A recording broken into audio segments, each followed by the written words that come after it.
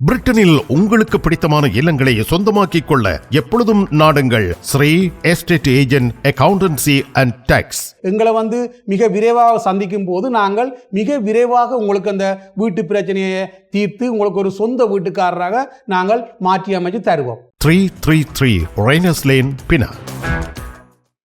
தமிழ் உறவுகளே வணக்கம். London Rayners Lane Sri estate agent நிறுவனத்தில் இருந்து உங்களோடு நாங்கள் பேசுகின்றோம்.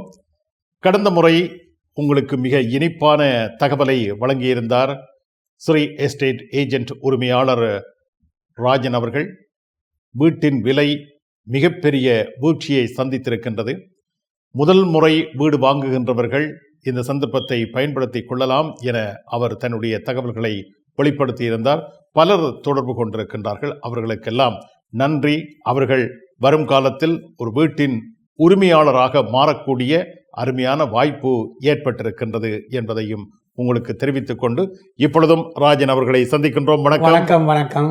நீங்கள் கடந்த முறை தெரிவித்த தகவல்கள் உங்களை நாடி பல வாடிக்கையாளர்கள் வருகை தந்ததை அறியக்கூடியதாக இருந்தது. ஆகவே தொடர்ச்சியாக அந்த பணியை நீங்கள் ஆற்றிக் கொண்டிருக்கின்றீர்கள். அதாவது 25 ஆண்டுகளுக்கு மேலாக இந்த துறையிலே நீங்கள் ஆற்றி வருகின்ற பணி என்பது குறிப்பாக தமிழ் சமூகத்தை சார்ந்தவர்களுக்கு நீங்கள் விசேட சலுகைகளை பெற்றுக் கொடுத்து அவர்கள் ஒரு வீட்டினுடைய உரிமையாளர் ஆக வேண்டும் என்ற எண்ணத்தை நீங்கள் செயல்படுத்தி கொண்டிருக்கிறீர்கள். நிச்சயமாக என்னிடங்கிற தமிழ் மக்கள் பொருளாதார ரீதியாக ஒரு பலமான சக்தியாக வர வேணும். வந்தால்தான் நாங்கள் எங்களுடைய அடுத்த கட்ட நடவடிக்கையை நாங்கள் எடுக்க முடியும். ஆகவே அந்த பொருளாதார விஷயத்தில் நான் இப்படி செய்கிறதுக்கு காரணம், ஒவ்வொரு தமிழாக்களும் ஒவ்வொரு சொந்த வீட்டுக்கு உரிமையாளராக இருப்பாராக இருந்தால் கிட்டத்தட்ட பார்த்தீங்கன்னா இப்போ நான் ஒரு 15 வருஷத்துக்கு முதல் ஒரு ஆளுக்கு வீடு வாங்கி கொடுத்தேன். இன்றைக்கு காலமாக கோல் பண்ணி காய்ச்சார். அவருக்கு நான் வாங்கி கொடுக்கக்குள்ள அந்த வீட்டின் விலை 1,75,000 வாங்கி கொடுத்தேன். இன்றைக்கு 5 லட்சம் ரூபா போகுது. அப்போ அதில் காசு எடுத்து இன்னொரு கடையை வாங்கி கொடுக்குறேன்.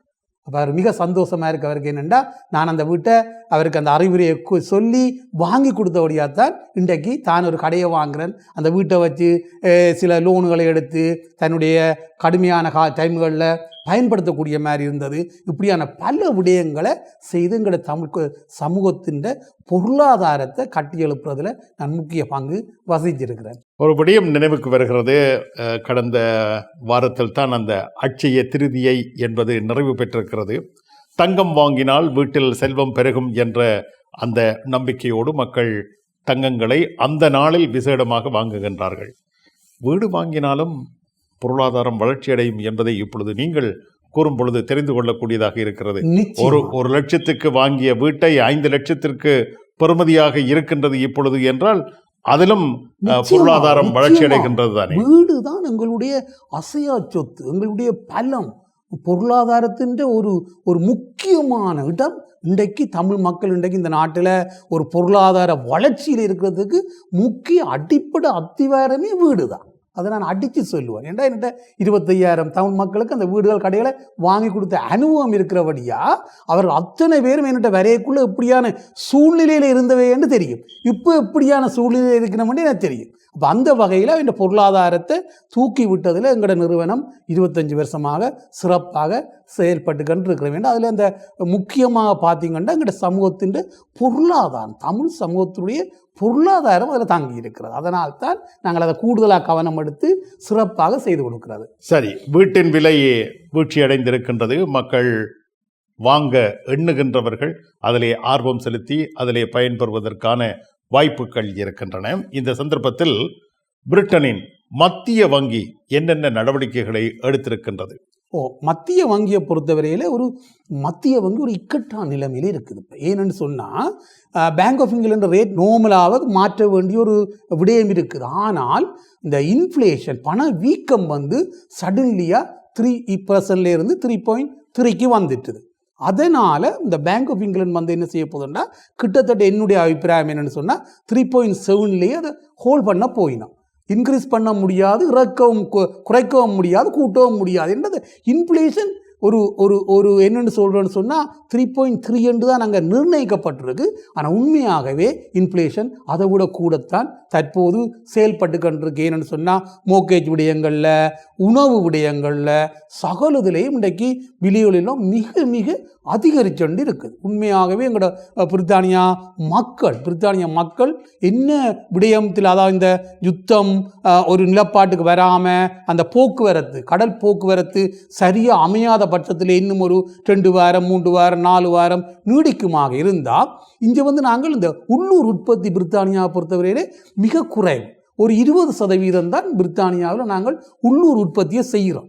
மிச்சமெல்லாம் எங்களுக்கு வெளி இடங்கள்ல இருந்து தான் உணவு போன்ற விடயங்களை எடுத்துக்கொண்டால் அநேகமாக பார்த்தீங்கன்னு சொன்னால் 65% எங்களுக்கு வெளி இடங்கள்ல இருந்து தான் வருகிறது. கூடுதலாக பார்த்தீங்கன்னு சொன்னால் கப்பல், விமானம், இது ரெண்டும் எங்களுக்கு ஒரு முக்கியமான விடயம். எங்களோட உணவு விடயங்களில் அது முக்கிய பங்கு வகிக்குது.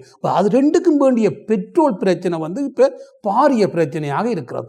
அதனால் இந்த விலை இன்னும் ஒரு 4 வாரத்துக்கு பிறகு பிரித்தானியாவில் உணவுகளோட விலைகள் எல்லாம் மிக இரட்டிப்பாக அதிகரிக்கிறதுக்கு நிறைய வாய்ப்புகள் இப்போவே கூடிட்டுது. பெட்ரோல் விலையெல்லாம் நினைச்சு பார்க்க அளவுக்கு டீசலின் விலையெல்லாம் மிக அதிகரிச்சிட்டு.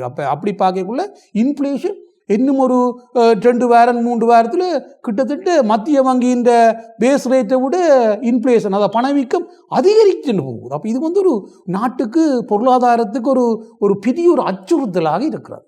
அதாவது 2-3 நாடுகள் தங்களுக்குள் போடுகின்ற போராட்டம், தங்களுக்குள் நடத்துகின்ற நீயா நானா என்ற போட்டி, இது எப்படி உலகில் வாழுகின்ற ஒவ்வொரு மக்களையும் தாக்குகின்றது என்பதை நீங்கள் மிக சிறப்பாக எடுத்து கூறுகின்றீர்கள்.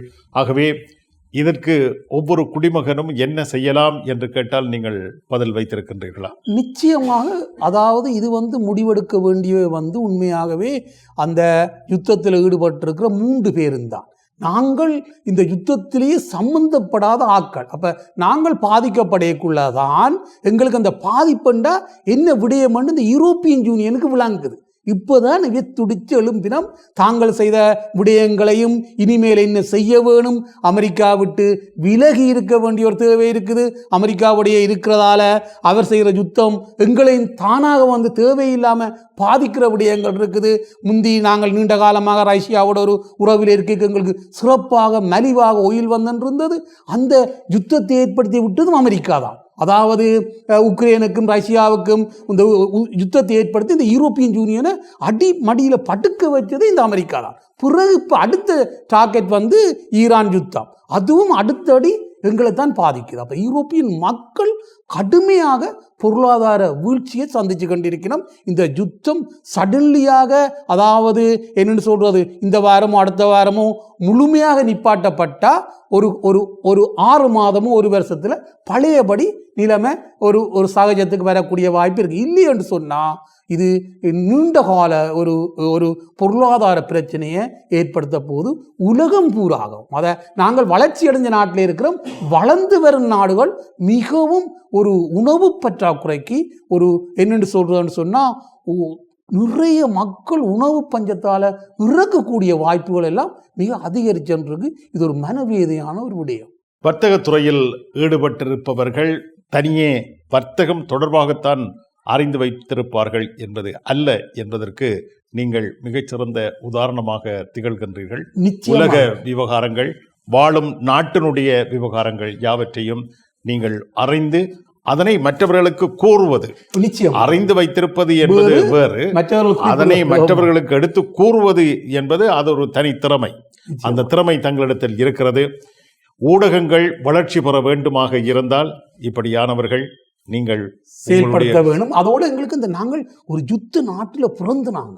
அப்போ எங்களுக்கு அந்த யுத்த வேதனைகளும் வலிகளும் எங்களுக்கு தெரியும். அதனால்தான் இந்த விடயங்களை எல்லோருக்கும் தெரிவிக்கிறது நாங்கள். நல்லது. மீண்டும் மற்றொரு பதிவில் சந்திப்போம். நன்றி, வணக்கம். பிரிட்டனில் உங்களுக்கு பிடித்தமான இல்லங்களை சொந்தமாக்கிக் கொள்ள எப்பொழுதும் நாடுங்கள் Sri estate agent accountancy and tax. எங்களை மிக விரைவாக சந்திக்கும் போது நாங்கள் மிக விரைவாக உங்களுக்கு அந்த வீட்டு பிரச்சனையை தீர்த்து உங்களுக்கு ஒரு சொந்த வீட்டுக்காரராக நாங்கள் மாற்றி அமைச்சு தருவோம். 333 ரெய்னர்ஸ் லேன், பினாங்.